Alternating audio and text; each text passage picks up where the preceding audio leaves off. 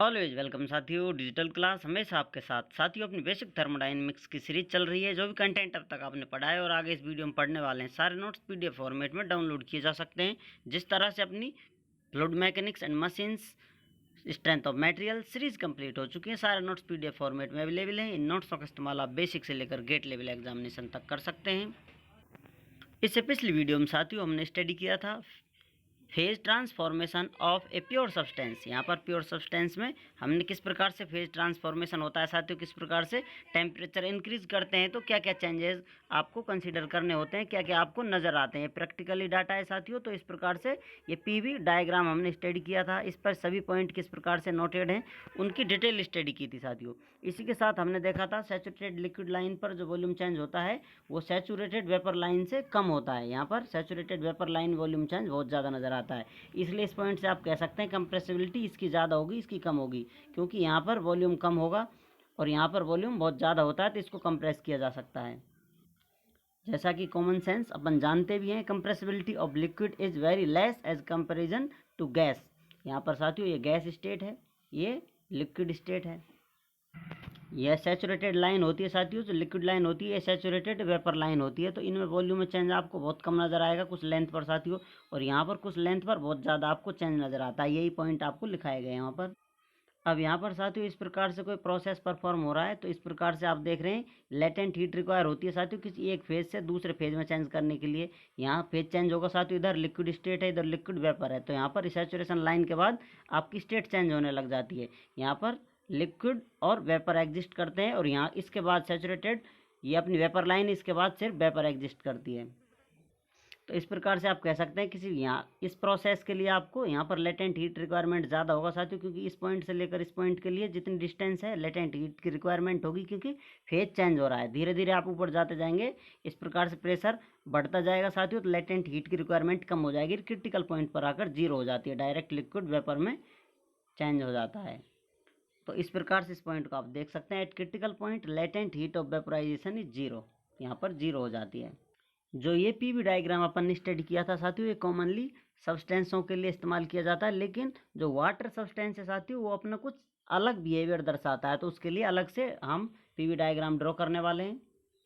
तो यहाँ पर अब स्टडी करने वाले हैं PV diagram for water. Water के लिए साथियों वही सेम प्रोसेस जैसा आपको पिछले वीडियो में बताया था, किस प्रकार से फेज चेंज होते हैं, कौन सी हीट कब रिक्वायरमेंट होता है उसका साथियों।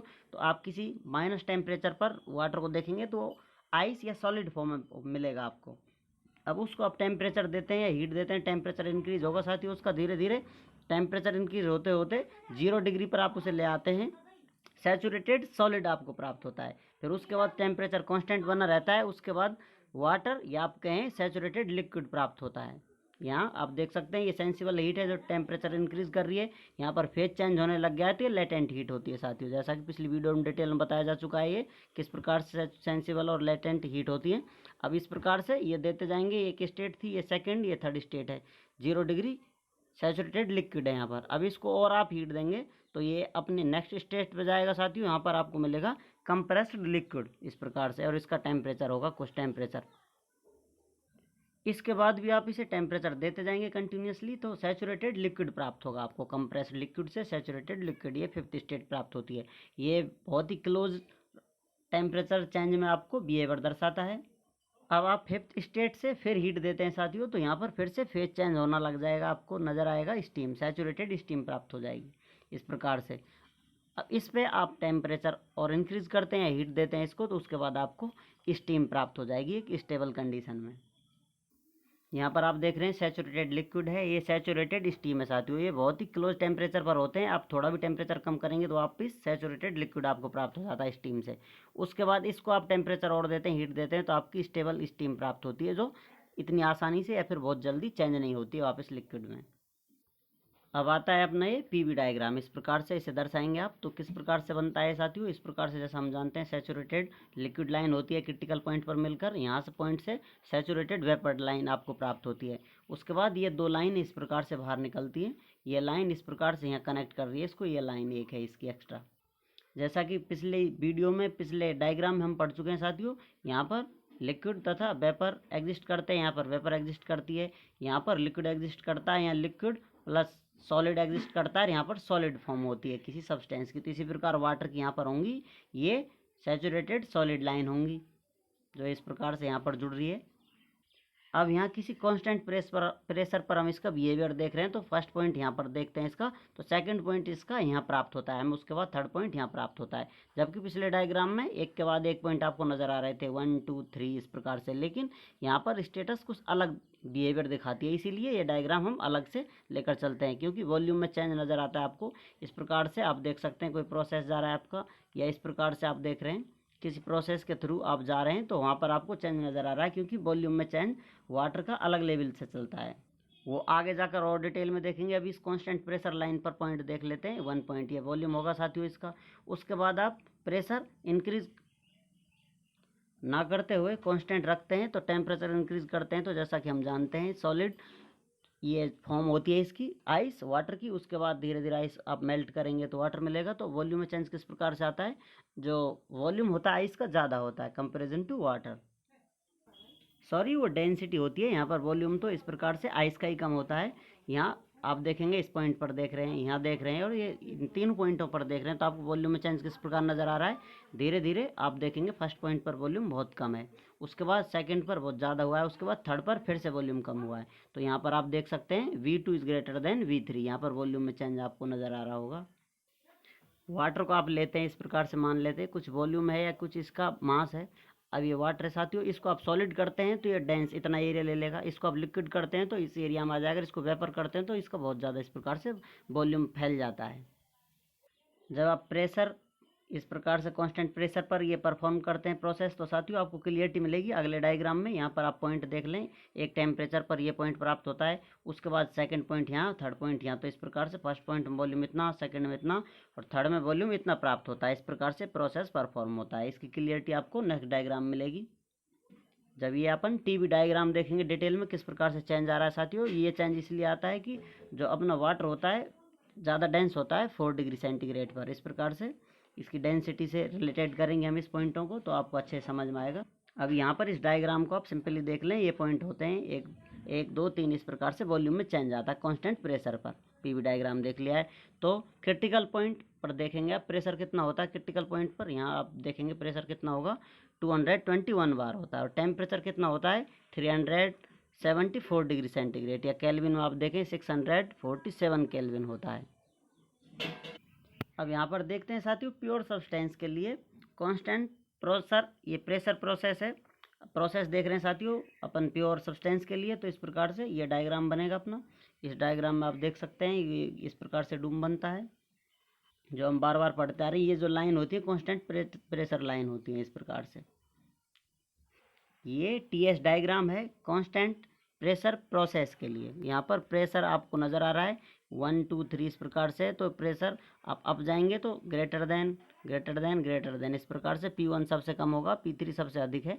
ये कांस्टेंट प्रोसेस है अपना। यहाँ पर ये saturated liquid line, saturated vapour line, ये डिटेल में स्टडी करते आ रहे हैं हम बार बार। ये टेम्परेचर है, ये एंट्रोपी है। ये जो लाइन है आपको नज़र आ रही है कांस्टेंट प्रेशर लाइन वाली है साथियों। इस प्रकार से कांस्टेंट प्रेशर होगा तो ये लाइन नज़र आ रही है। ये आपको 3D में देखेंगे तो इस प्रकार से, आपको साइड से देखेंगे तो इधर की तरफ से ये आपको स्ट्रेट लाइन नज़र आएगी इस प्रकार से। लेकिन आपको इस दूसरे प्लेन से देख रहे हैं TS प्लेन से, तो आपको इस प्रकार से घूमती हुई नज़र आ रही है। घुमाव इनका इस प्रकार है, यहाँ पर स्ट्रेट है, फिर इस प्रकार से, इस प्रकार कहीं भी आप देखेंगे तो ये कांस्टेंट प्रेशर प्रोसेस वाली लाइन इस प्रकार से आपको नज़र आएंगी। लेकिन जब इसे प्रेशर एक्सिस पर आप स्टडी करेंगे, मान लेते हैं PV डायग्राम है, तो ये आपको स्ट्रेट लाइन इस प्रकार से नज़र आएगी। और यदि आप देखते हैं अपने और process constant temperature and isentropic process, तो किस प्रकार से नज़र आएंगे। ये TS डायग्राम है अपना। तो यहाँ पर कांस्टेंट टेम्परेचर वाला प्रोसेस या लाइन इस प्रकार से आपको नज़र आएंगी, क्योंकि ये TS डायग्राम है। और इजेंथैल्पिक इजेंट्रोपिक ये प्रोसेस आपको इस प्रकार से, इजेंट्रोपिक है तो इस प्रकार से स्ट्रेट लाइन नज़र आएंगी। यहाँ H होता तो इजेंथैल्पिक प्रोसेस हो जाता।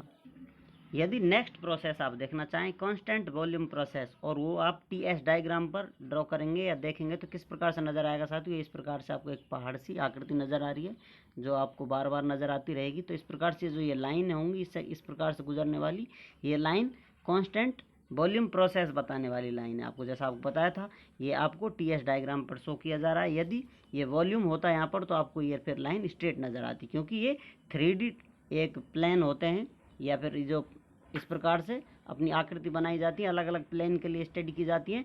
दूसरे प्लेन पर स्टडी करते हैं तो और तरीके से नज़र आते हैं। इन्हें आप 3D में देख सकते हैं, इंटरनेट पर सर्च करेंगे तो आपको ये 3D डायग्राम नज़र आएगा। किस प्रकार से आपको बता दिया है, ये किस प्रकार से हलती घूमती नज़र आती है और किसी दूसरे प्लेन से बिल्कुल स्ट्रेट लाइन नज़र आती है।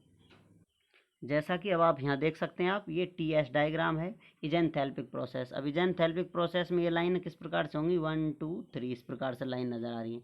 अब जैसा आपको बताया था इजेंथैल्पिक प्रोसेस, यदि इसमें एंथैल्पी होती तो ये लाइन फिर से आपको कहीं स्ट्रेट इस प्रकार से नज़र आती है, लेकिन यहाँ ये फिर से घूमती हुई नज़र आ रही है। कॉज आपको बता दिया है क्यों ऐसा होता है, क्यों ये बार बार घूमती हुई दिखाई देती है, कहीं कहीं स्ट्रेट होती है। तो हम स्टडी कर रहे हैं टी एस डायग्राम। यदि ये कांस्टेंट होंगे तो टेम्परेचर वाली कांस्टेंट इस प्रकार से स्ट्रेट आएंगी, और एंथैल्पी होगी तो इस प्रकार से स्ट्रेट लाइन आएंगी। लेकिन औरों के लिए किस प्रकार शो होंगी साथियों, वो आपको याद रखनी होती है, कौन सी लाइन कहाँ मिलेगी, किस प्रकार से नज़र आती है। तो इस प्रकार से आप उनका आंसर दे सकते हैं सिंपली 1 पॉइंट के लिए। इनमें आपको कहीं पॉइंट दे दिया जाएगा, उस पर आपको टेम्परेचर और एंथैल्पी पूछी जाती है। इस प्रकार से आप कहीं भी बता सकते हैं, जो भी चेंज आएगा, जैसे क्वेश्चन आएंगे अकॉर्डिंग टू अपनी क्या सिचुएशन है, क्या रिक्वायरमेंट है, उस हिसाब से आप न्यूमेरिकल डाटा लेकर क्वेश्चन सॉल्व करेंगे। अभी आपको ये बेसिक जानकारी दी जा रही है इससे रिलेटेड। उम्मीद करते हैं साथियों वीडियो में दी गई जानकारी आपको अच्छे से समझ में आई होगी। अभी भी आपका कोई कन्फ्यूजन है तो आप हमसे कमेंट कर पूछ सकते हैं साथियों। आप चाहें तो कांटेक्ट कर सकते हैं, कांटेक्ट लिंक आपको वीडियो डिस्क्रिप्शन में मिल जाएगी। वीडियो अंत तक देखने के लिए, चैनल को सपोर्ट करने के लिए आपका बहुत बहुत धन्यवाद। मिलते हैं नई वीडियो के साथ। जय हिंद, वंदे मातरम।